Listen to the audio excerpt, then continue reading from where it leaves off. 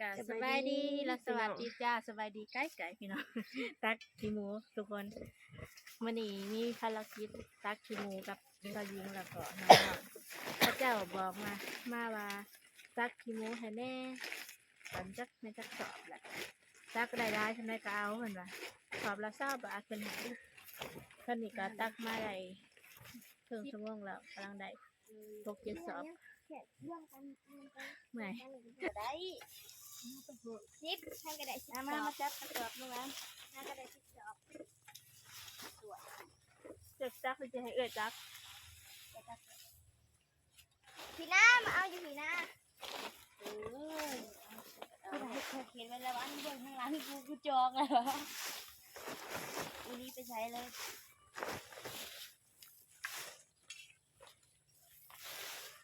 ถ้าฟังไทยนะทุกคนทดสอบละ30 บาทเอาน้ำกินกุ้ง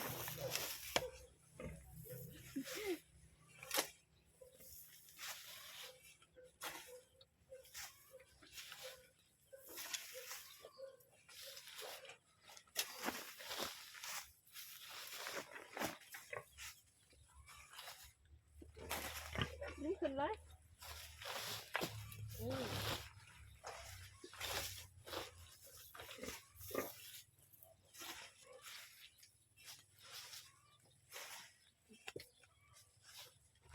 ส่วนใหญ่เพื่อนจะบ่มีบ่เชิญเตานะเอาในเตาไหนเลย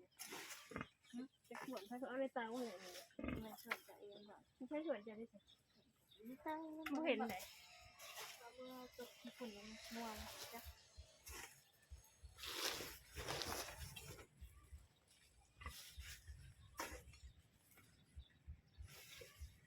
มา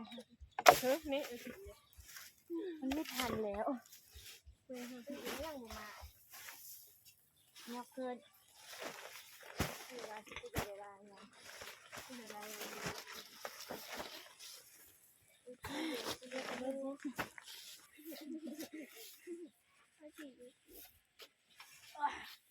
ก็ที่ได้แต่ละสอบเนาะ เท่าไรน้ำมาเฮา ดูมัดไปไหนกัน คุณดีมากคุณตั้งใจไปชอบมาตะขอนดิโอ้หน่อยเดี๋ยวนี้จะไปกินอะไรมาก็ละตักขี้หมูตักขี้หมูตัวที่ตักคนไหนเหรอจ๊ะข้าวตากับท่านใจกันจักกระสอบ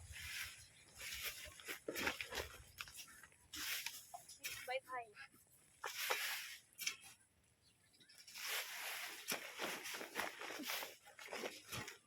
จักแล้วก็ไปส่งเขาบอก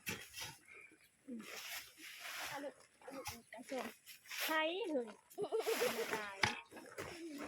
น่าทำไผ่ไปส่งคือกันแบบเด็ก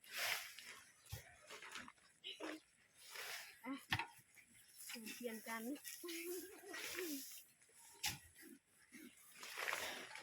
บ้านมันส่วนหน่อยเนาะแม่มันเคยจะเต็มไปหาส่วนใหญ่ไปบอก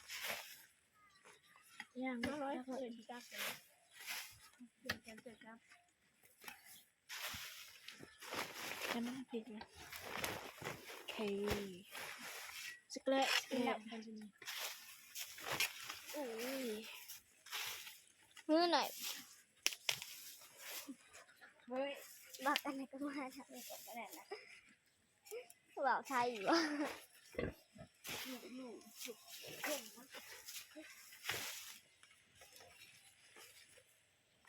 ตัวนี้ไม่ได้เลยตองหลงขึ้นมันร้อนนะเลยชะลอยลบเลยค่ะดมขี้หมูมีกับมีหลายอย่างน้องเขาไปใส่ผักใส่ผักใส่หญ้าทุกคนเอาไปใส่ผักข้าวขี้หมูนี้เลยไงอันใส่ผักที่กินหมาก ปลูกเนี่ยกินหมากใส่ขี้หมูเขา สิไปเอาอยู่ที่อีกวันนี้สิเบิดเลยนี่นั่น นี่ทางมันเบี้ยบนถนนฝาก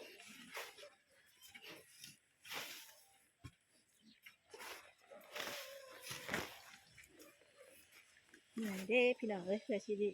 เต็มแต่ละ น้อ ช็ ย อป กินแล้วแหละ ขี้หมูกับหลายพี่น้องหลายอยู่ได้ทุกคนเพราะว่าน้ำมันเราเพิ่นเลี้ยงหมูมันอีกอะโอ้ยหลายปีแล้วทุกคน10 ปลายปีแล้วจักสิเลี้ยงมาเป็นโดนๆนี่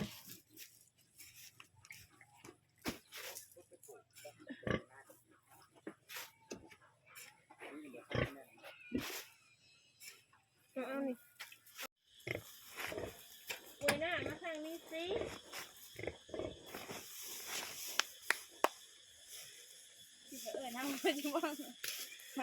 พักผ่อนก็น่าร้อยเฮาละร้อยเท่าได้หลายสอง เมื่อยแล้วเธอดีอ่ะ น่ามากินร้อย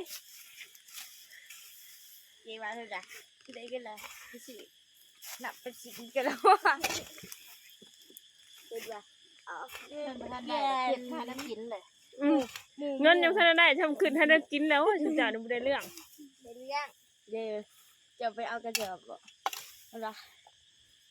ยังวะ อันน่ะถ้ากันออกเงินน่ะออกหาน่ะมึงก็ออกหาตี3เพิ่นหาไปอีก ปลาทุกคนหลังจากที่ตักขี้หมูแล้วเนาะได้20ปลายสอบทุกคนมื้ออื่นว่าสิตักไปอีกกับสาวหญิงน้องๆเพิ่นก็ตอนเช้าเพิ่นก็ไปโรงเรียนตอนแลงเพิ่นจะสิพาเพิ่นมาตักอีกโอเคเนาะทุกคนถ้าผู้ใดมาคลิปนี้ก็อย่าลืมฝากกดไลค์กดแชร์กดติดตามแล้วกดกระดิ่งเพื่อแจ้งเตือนแล้วก็เป็นกำลังใจให้น้องเอิญซาร่าหญิงหลีซาร่าเด้อจ้าสำหรับวันนี้กราบสบายดีและสวัสดีจ้าบ๊ายบาย